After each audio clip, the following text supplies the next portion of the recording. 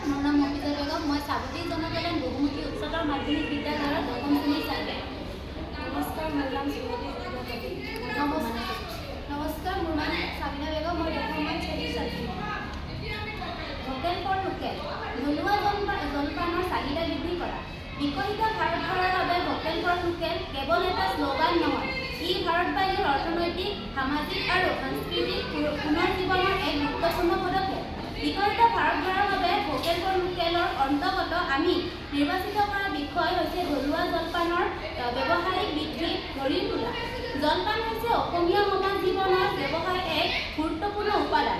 জলপান কেৱল এবিধ খাদ্যই নহয়, ই অসমীয়াৰ সংস্কৃতিৰ এক চিনাকি বুলিও ক'ব পাৰি।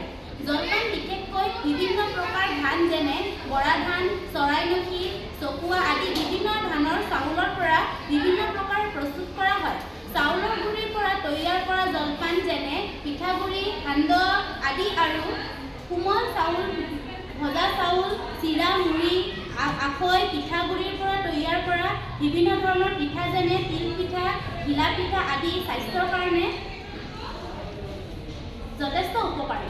বৰ্তমান সময়ত বজাৰত কিনিবলৈ পোৱা বিভিন্ন প্ৰকাৰৰ বিস্কুট, ওটছ, কৰ্ণফ্লেক্স এইবোৰ তুলনাত আমি ঘৰতে প্ৰস্তুত কৰা কোমল চাউল, ভজা চাউল, মুড়ি, আখৈ, চিৰা আদি জলপান স্বাস্থ্যৰ কাৰণে অনেক উপকাৰী।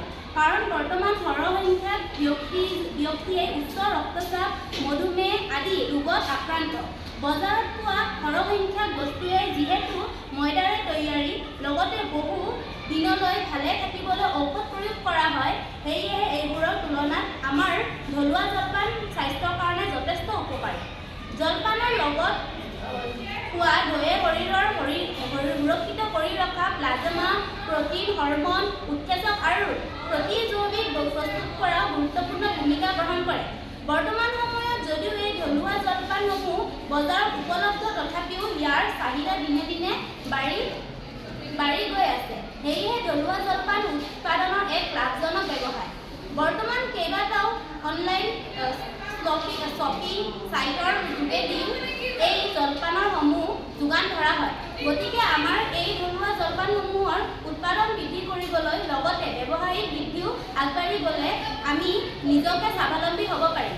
আমাৰ এই থলুৱা জলপানসমূহ মানদণ্ড উন্নত কৰাৰ লগতে ইয়াৰ পেকেটিঙো থলুৱাভাৱে কৰিবলৈ আমি চেষ্টা কৰিব লাগিব।